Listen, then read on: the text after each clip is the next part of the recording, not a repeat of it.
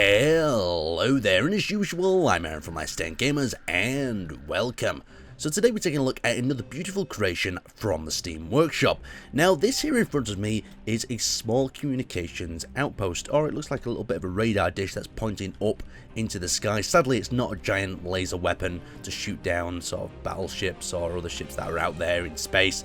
Maybe one day, maybe we can have a big laser one day that can do that. But this is actually Bruce Liedel's completely vanilla radar outpost designed for 2 astronauts, and I thought it was that nice, and it was a very pretty little creation that was worth a little bit of a feature and show off some of its design ideas and hopefully inspire some of your own builds instead of building these really blank sort of square boxed outposts that you see on a lot of servers. This is just a way of making it a little bit nicer. So we'll start around the bottom and I'll show you some of the design ideas that he's put in here.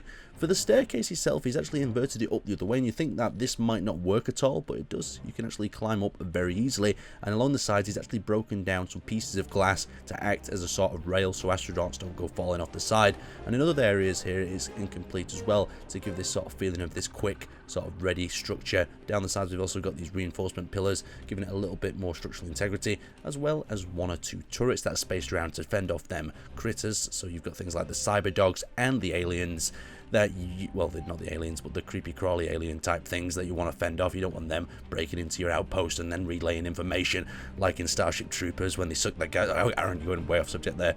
But apart from that, let's actually move up to the dish area itself. So for the outer part, I was quite confused at the start. I thought he'd use some sort of modification, but he's actually just used glass once again that's been broken down to create this outer sort of dome area. Very nice indeed. And then for the inner area, he's done wheels, broken them down into smaller parts, as well as using some blast door blocks. So he's got this dual sort of antenna idea. Very tempted to replace this with one of the laser modifications.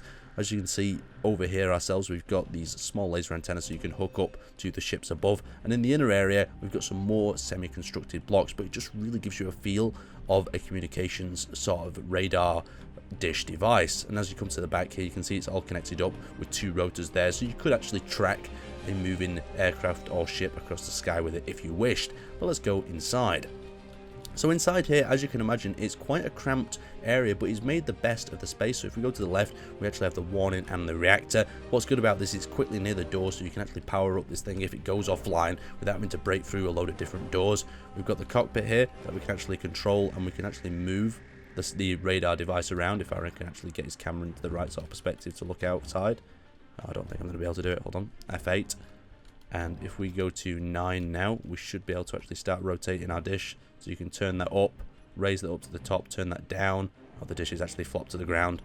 We can also rotate it that way by reversing the actual pull of it. A little bit bouncy. It doesn't look like the safest radar dish ever, but the concept is there. It's still very cute. It seems to work very well indeed.